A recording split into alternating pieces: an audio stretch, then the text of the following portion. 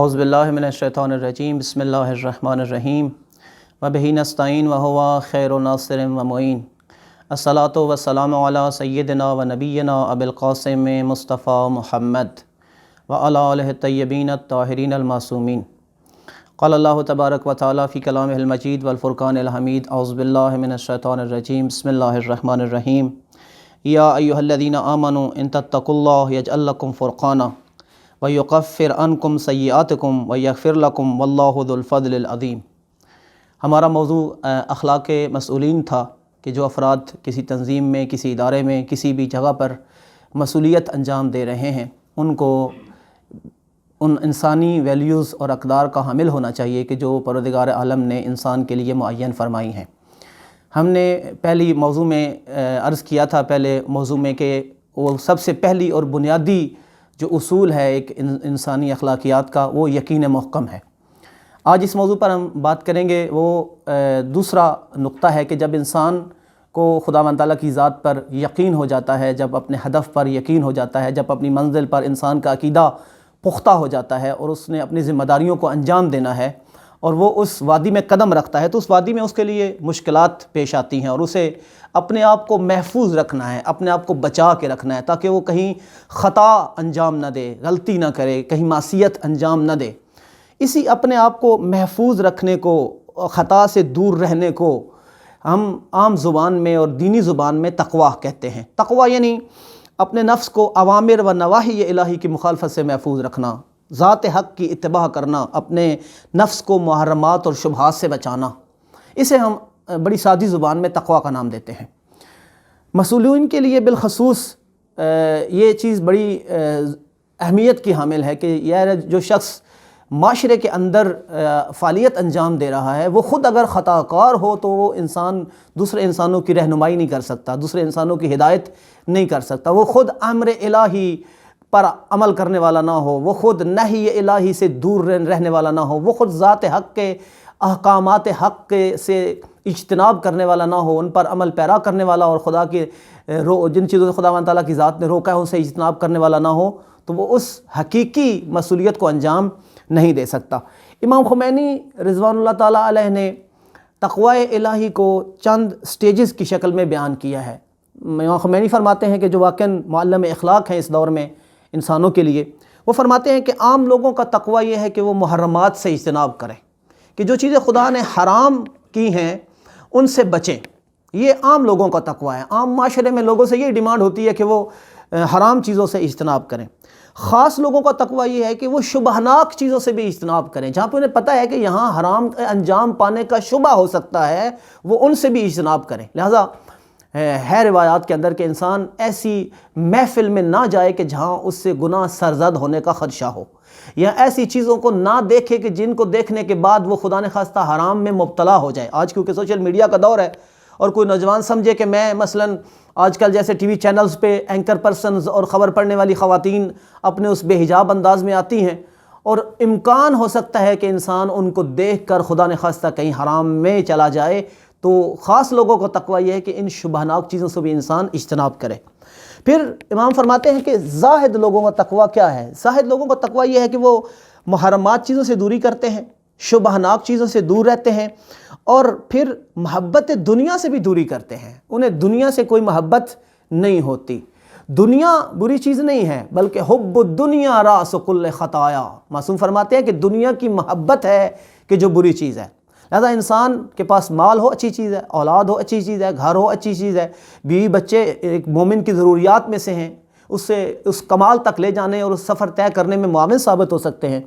لیکن اگر وہی انسان اس دنیا کی محبت میں گرفتار ہو کر اسی دنیا پر اکتفا کرنا شروع کر دے تو یہ بری چیز ہے۔ اور امام فرماتے ہیں کہ چوتھا درجہ جو تقوی کا ہے، کہ جو شاید ہم جیسے لوگوں سے تو بہت ہی مشکل کام ہے، وہ مخلصین کا تقوی ہے، وہ ہے محبت نفس سے بھی پرہیز۔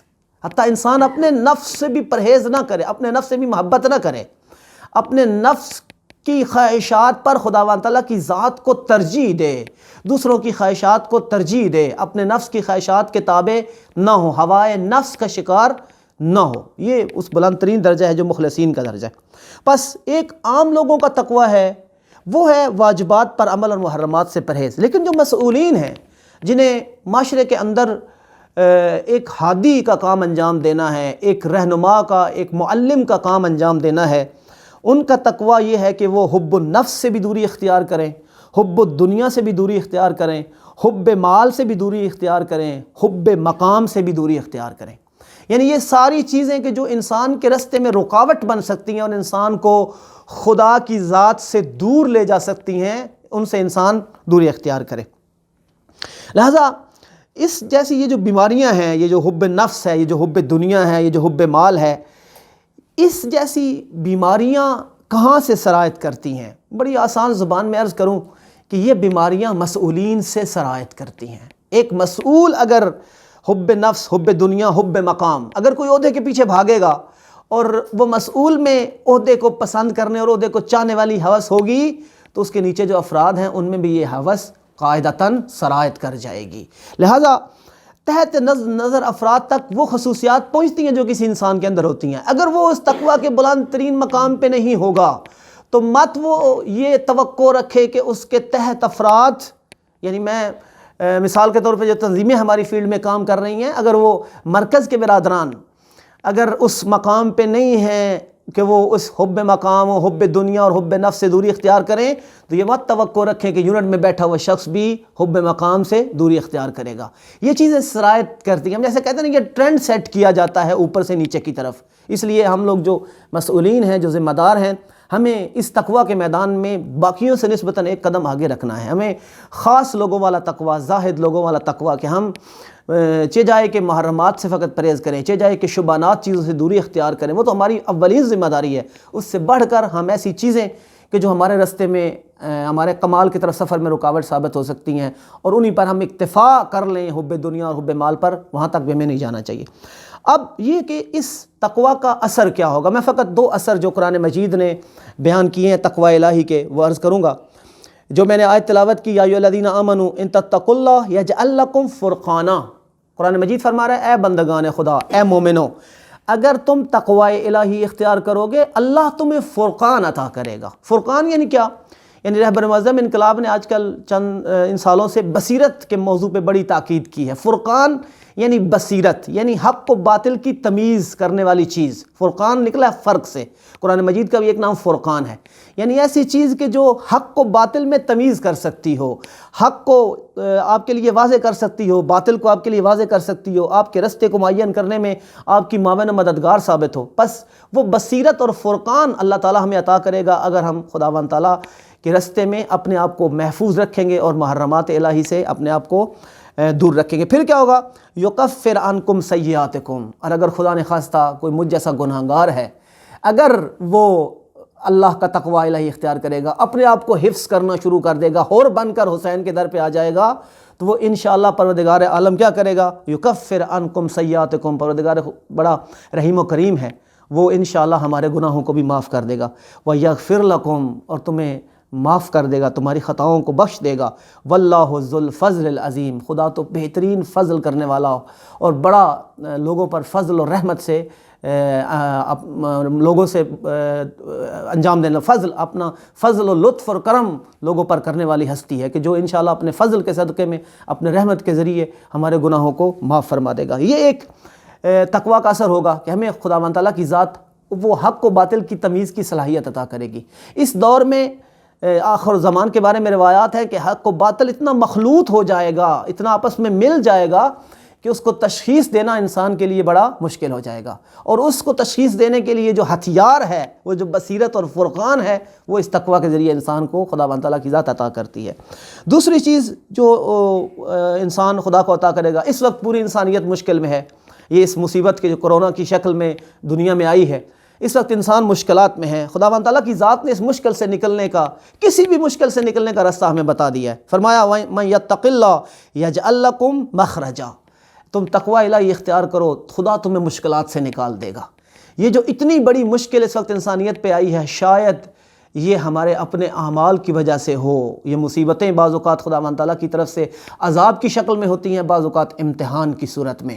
لہذا اب اس وقت بہت زیادہ ضرورت ہے ہمیں کہ ہم خداوند تعالیٰ کے اس پیغام کو سمجھیں، تقویٰ الہی اختیار کریں اور ہم اس مشکلات اور مصیبت سے نکلیں۔ وَيَرْزُقُهُ مِنْ حَيْثُ لَا يَحْتَسِبُ، اور خداوند تعالیٰ تمہیں وہاں سے عطا کرے گا جہاں سے تمہیں گمان بھی نہیں ہوگا، جہاں سے تم نے سوچا بھی نہیں ہوگا۔